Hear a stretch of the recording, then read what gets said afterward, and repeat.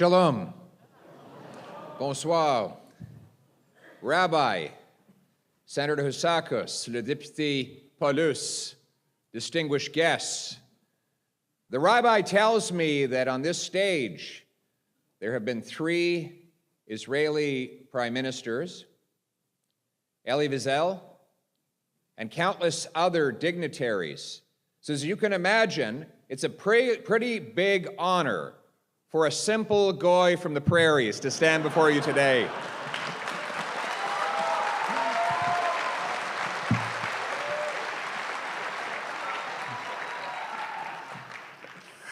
And you know, that's the great thing about Canada. You can come from anywhere to do anything.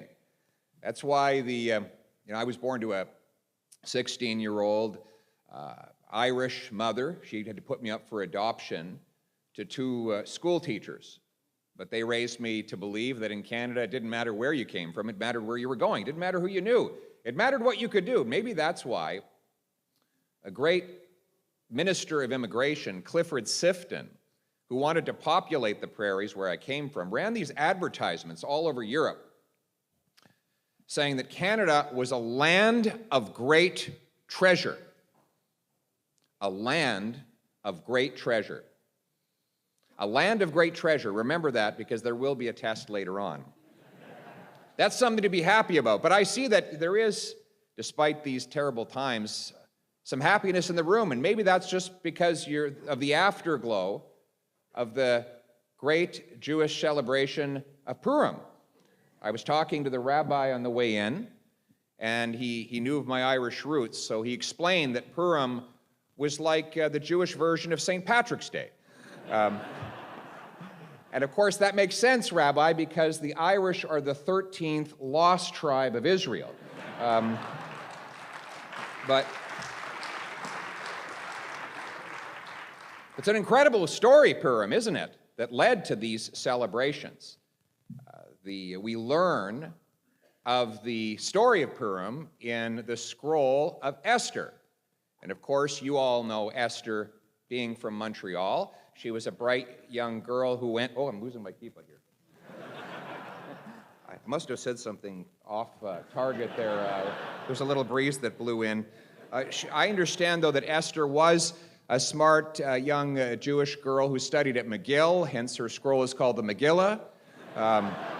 It's my understanding of the origins. But in truth, it is a story that is appropriate for our times, isn't it? We saw a terrible monster called Haman, who wanted to destroy and exterminate the Jewish people from within the Persian Empire. And he plotted this destruction by trying to turn the king against the Jews and against Mordecai. Mordecai Richler's from Montreal, another Montrealer. But of course, why was he mad at Mordecai? Because Mordecai refused to bow his head. Remember that. The anti-Semites then, who wanted to destroy the Jewish people, gave the Jewish people an easy way out. Bow your head, renounce your faith, and we'll leave you alone. We'll stop persecuting you. It would be kind of like a voluntary extermination. You can exterminate your own history and your past. That would have been the easy thing to do.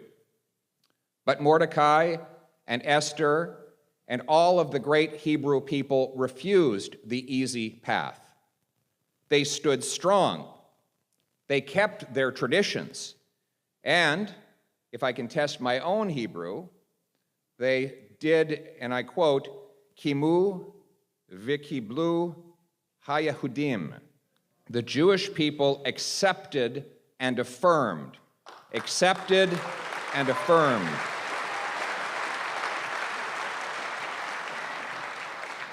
And it wasn't just that they accepted and affirmed to have a great celebration in honor of their triumph over Haman and the survival of their people. It was that they accepted what they had already affirmed, which is the law that came down from Mount Sinai. This was later explained in the Talmud. Do I have that right in the rabbis? The Talmud later explained the meaning of what they accepted. They have accepted and affirmed the law that Moses brought down from Mount Sinai so many years before. I saw the perseverance of this law and this tradition when I backpacked through Israel in my youth. And there was a wonderful rabbi who let me stay with his family, actually, in a village called Beitar. Beitar is near Jerusalem. And Ephraim Shore, who had left London, Ontario to make Aliyah and study and become a rabbi, I got to know him through a friend. He invited me for a Shabbat because I wanted a real Shabbat experience. So I went to Jerusalem, to the wall. I witnessed the prayers as the sun was going down, and just before it did, I got on a bus, and the bus driver took one look at me, and he said, "You don't belong in Beitar." He didn't believe I had any good reason to be there. So I said, "I'm staying with this guy, Ephraim Shore." He said, "How do I know that?" I said, "Well, I'll call him on my cell phone." I called him and handed him, the bus driver, the phone. And he cross-examined Ephraim Shore to make sure that I did not have evil designs. And then they passed the phone around to other people. And they said, yeah, Ephraim Shore, he's legit. Let's let the kid go to Beitar. So when I got there, I experienced the most beautiful Shabbat ever. Here he was with his half-dozen kids and his beautiful wife sitting around the Shabbat table, candle lit. Then, of course, they opened, I think it was the Mishnah, and they started debating points in the Mishnah, squabbling over this comma and that detail. And I thought, this is fantastic. I feel like I'm in the House of Commons. And as the night went on, they sang these beautiful Hebrew songs. And what struck me is that more than 2,000 years ago, on the same land, the same people were singing the same songs. That is the truth.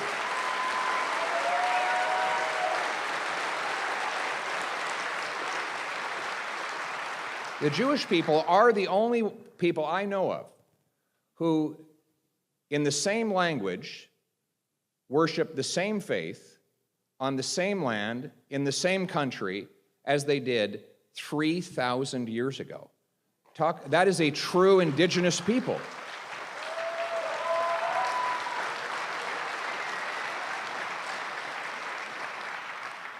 Which gives inspiration when you think about all the hardship that it took to stay true to what they had accepted and affirmed at Purim, to the law that Moses had brought down from the mountaintop as he led his people through the desert, out of bondage, and to the promised land, a land to which he would not arrive himself, but which he would bequeath to a generation of Jews who would carry on that tradition.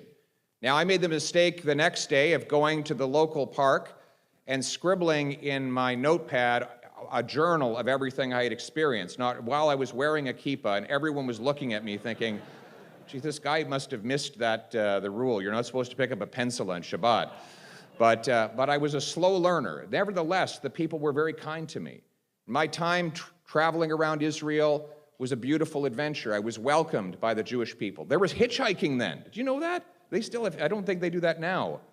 But I was hitchhiking around the Holy Land, and young Jewish people would pick me up on the highway and drive me along to my next destination. And I was in many places where goys never go. I was in Beersheba. I was in En-Gedi. I stayed in a little kibbutz right next to the Dead Sea. We went to Metula, where there's the only hockey rink, a Canadian-sponsored hockey rink. Incredible. We went to the Golan Heights.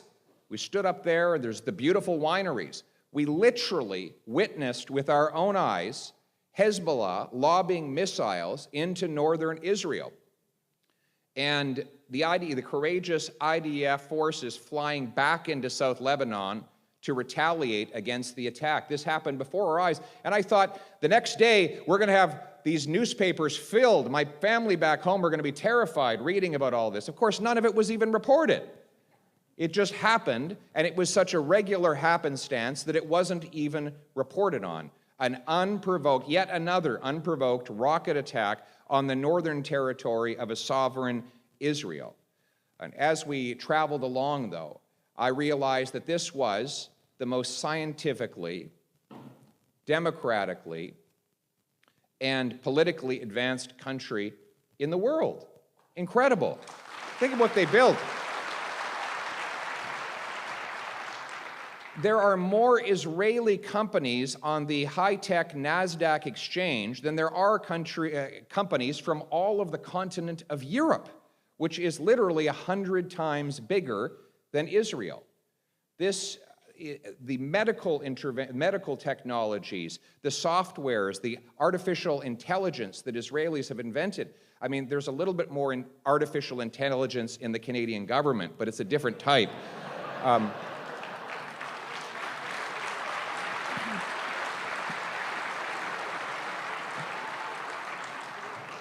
I came home from that trip, though, determined to stand with my friends in Israel, and not long after that, I joined with B'nai B'rith and then the Canada-Israel Committee, now CIJA, and we launched a full-scale campaign to criminalize Hezbollah, which up until that time was completely legal in Canada.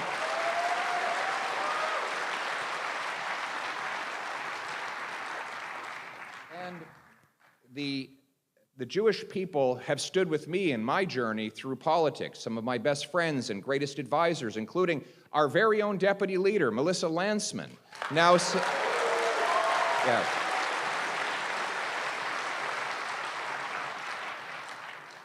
helps me lead the charge in Parliament for our shared values. Many times our focus is on domestic, cutting the taxes, building the homes, fixing the budget, stopping the crime. Sometimes it's international. But we know that over the last several months since October 7th, it has been necessary for us to turn our attention to the defense of our shared values, of our eternal values. But before we discuss what happened on October the 7th, we must discuss what the events were that led to it. We know that Israel had just completed, in the recent years, previously thought to be impossible diplomatic breakthroughs through the Abraham Accord. These accords saw Israelis join hands with Emiratis and Bahrainis and Sudan, the people of Sudan, to forge peace arrangements. And the widespread speculation was that Saudi Arabia was next. Could you imagine what a breakthrough for peace it would have been if the Jewish state had successfully concluded an accord for peace and recognition with the homeland of Mecca and Medina?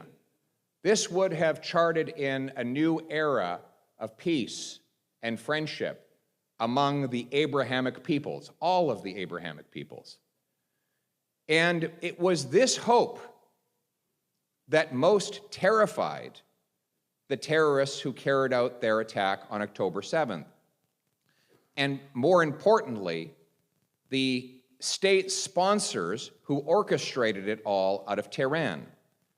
They worried that their mission to destroy the Jewish people and Israel would be mortally wounded.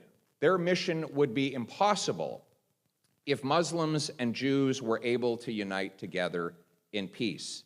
What's worse, what scared them even more, was the possibility that the Palestinians have a hopeful future, a vested interest in the days ahead of them that would distract them from this endless conflict with Israel.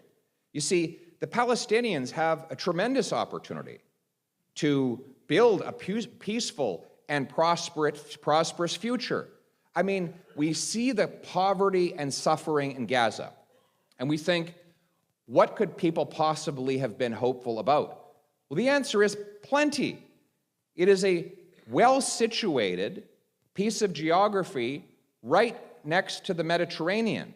Look at the countries in the Gulf, how much prosperity and opportunity that they have been able to build for their people.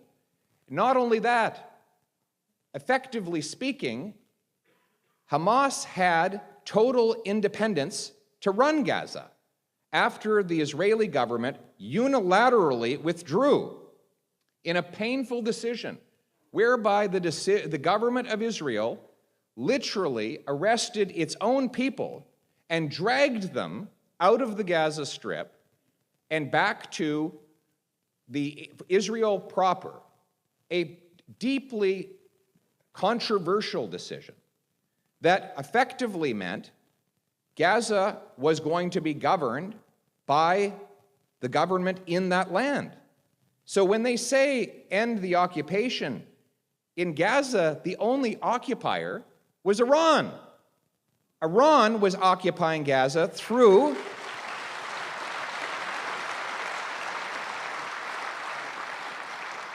its intermediary, Hamas. Iran was remote controlling Hamas and ensuring that the Palestinian people would not be able to build a brighter future as long as Israel was next door living in peace and harmony. And it was fear that that discord would come to an end and that hope would take root that most terrified the regime in Iran. And so they orchestrated the attack. The Hamas leaders traveled to Tehran, they got funding and weapons from Tehran, and ultimately coordination. I'm sorry, but I refuse to believe that ragtag terrorists in Gaza were able to accumulate all of those weapons and all of that intelligence and coordination on their own. This was an outside job. Now, why is this important? It's important because it forms our policy as a country towards Tehran. And its terror arm, the IRGC. The IRGC murdered 55 Canadian citizens and 30 permanent residents by firing an unprovoked missile at a civilian commercial aircraft, PS-752, over 3 years ago. Let's get this straight. This group operates legally on Canadian territory. It can recruit, coordinate, mobilize, fundraise legally on Canadian soil over 3 years after they murdered 55 of our citizens. What is our Prime Minister thinking? It's time to ban the IRGC.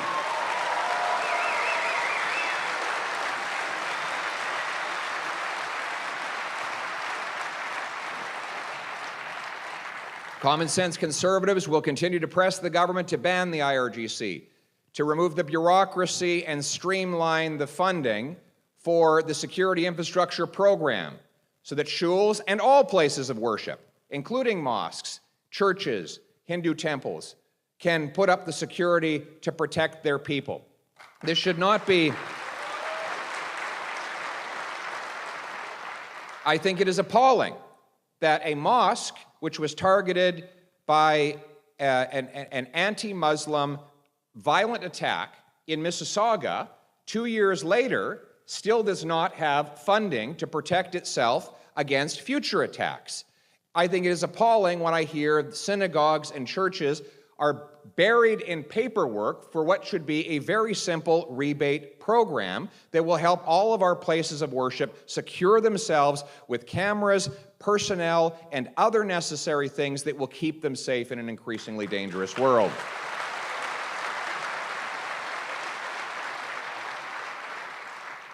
Here at home, we will bring in tougher laws to punish terrorists. We will bring in consecutive rather than concurrent sentences, so that those who carry out mass murder will not get bulk discounts for the number of murders they commit. And just as we will keep our streets safe with jail and not bail for repeat violent offenders, and we will secure our borders.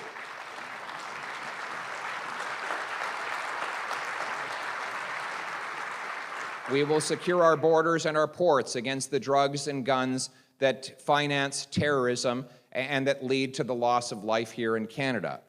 We will stand with the Jewish people on campuses, fighting anti-Semitism at universities.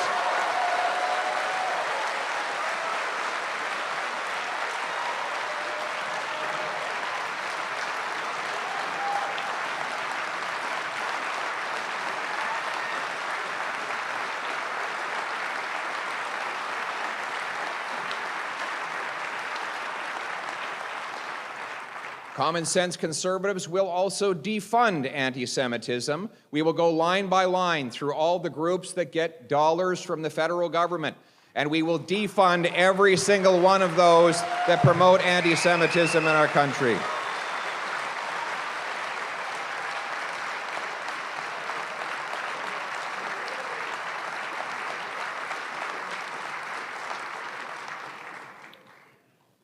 And then comes the difficult question of the Middle East. Now, I understand why the political pressures are high, and I understand why our Muslim friends and neighbors are suffering and are legitimately speaking out for the suffering of their loved ones in Gaza and in the West Bank. There's no doubt that the Palestinian people have been made by the Iranian regime and other dictators in the region into a chess piece in an evil chess game. We know that there are dispossessed Palestinian families. Many of them have loved ones here in Canada. My heart goes out to them. I believe that we should ensure that Canadian aid actually goes to the suffering Palestinian people and not to those promoting terrorism in UNRWA.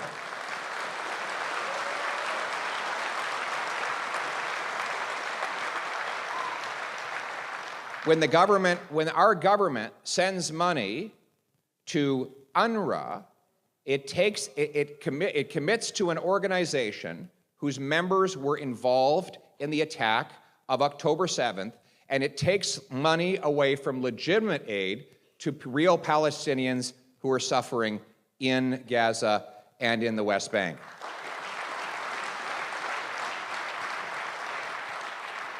We, as a rule, across the world, common sense conservatives under my leadership will be cutting back foreign aid to terrorist dictators and multinational bureaucracies and using the money to rebuild the Canadian Armed Forces. Thank you.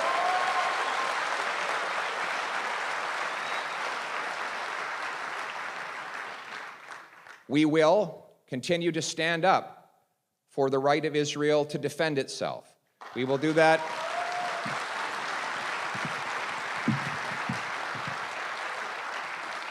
And we will reject any motions and resolutions before the United Nations that unfairly target the Jewish state.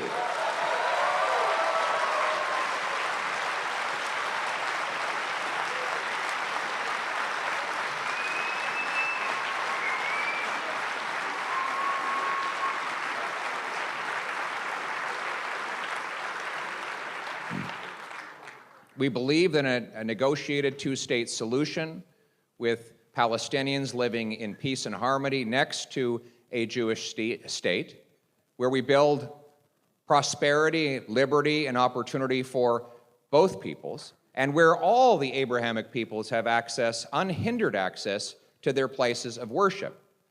But we say, I want you to know, I say all these things in mosques. I do go to mosques. I love meeting with the Muslim people. They are wonderful people.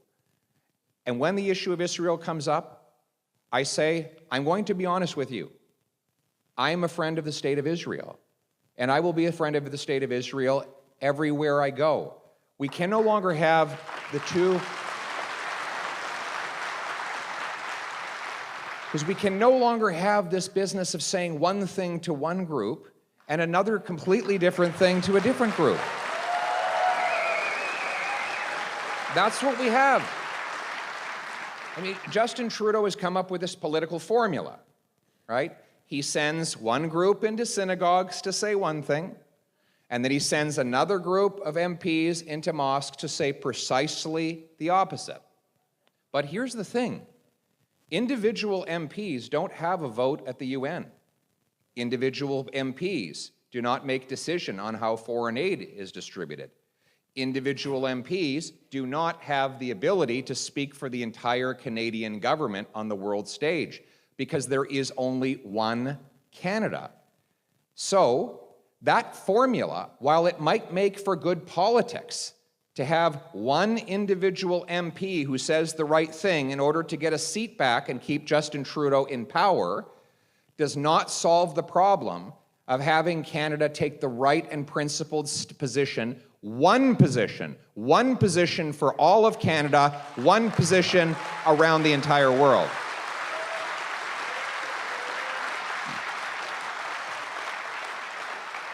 So every MP has to decide where they stand, not just what they say. And that stand is ultimately what matters the most. Now, Conservatives will stand with you. I know that it's hard right now. Many of you feel alone. You feel scared. You question whether you should take your mezuzah off the door, the Star of David off your chest, the kippah off your head. I can't even imagine the thoughts that go through your head when you contemplate such things. No one in Canada should ever have to hide their faith in order to feel safe.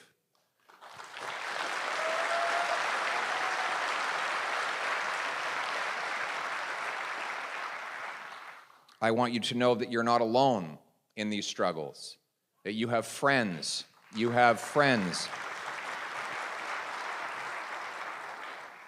I want you to know that you have friends not just in the Conservative Party, but across all of Canada, who will stand with you and will fight for you and work to protect you. And I want you to know, I want you to look at the echo of the unmatched history of the eternal Jewish people. I was able to witness that history and that resilience when then Prime Minister Harper assigned me to represent him on the March of the Living.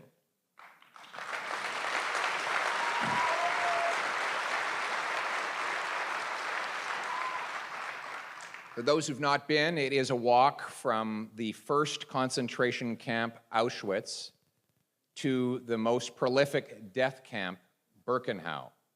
Survivors, their loved ones, and supporters lock arms on this long and painful march. I remember being shaken by the images that I saw there, the prosthetic limbs that had been ripped off incoming prisoners and gathered up in a storage room, the sheared hair, the jewelry, the instruments of torture. I remember when I witnessed all of this, how horrible it must have been for the little children who were marched into those horrendous gas chambers. And what struck me most, though, was when we were taken to a brick building, and the guide said to us, "This is the building where they kept all the stolen plunder of the incoming prisoners, the jewelry. It was there to house all of the treasure. So they named it after a land of great treasure. They actually called it Canada. Because all of those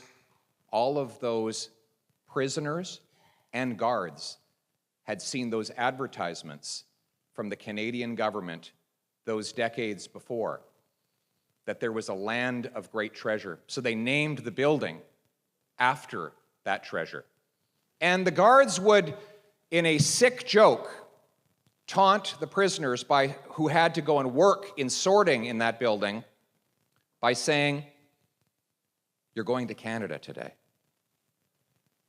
I thought of all the people who died dreaming of coming to Canada. And it shook me. I remember breaking down in tears, and the ironic sight of Jews comforting me, a Gentile, at Auschwitz-Birkenau. It made me think of how lucky we are to be here and how important it is for us to extend those treasures to the rest of the world by standing up for what's right here, now, and everywhere. But you know what else I saw there? I saw the Jewish young people who were there to honor their grandparents or other lost loved ones. They would put small stones on top of big stones. There were no tombstones or other markings, but it was their way of saying, we're still here. We haven't forgotten you. We still love you. And at the front, a cantor sang a beautiful psalmody, Psalm 23, in Hebrew. Yea, though I walk through the valley of the shadow of death, I fear no evil, for you were with me, O Lord. And that gave hope and inspiration to the people there. But most of all, I saw Israeli flags flying in the wind. The Star of David, the symbol of the Jewish people and now its homeland, was like a symbol of triumph. It said, from the faces of those Jewish young people, we are still here. You did not stop us. You are gone and we are still alive.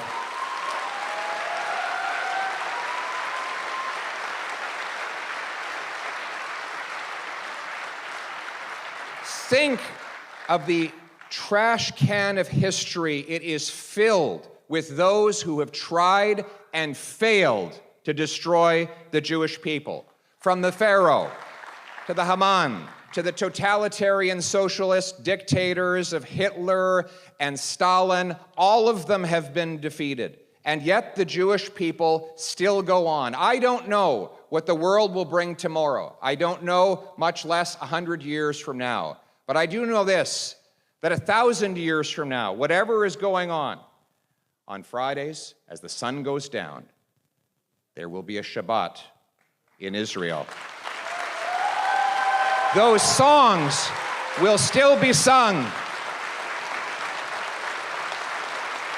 The Jewish people will go on, and they will still say, Am Yisrael Chai. Thank you.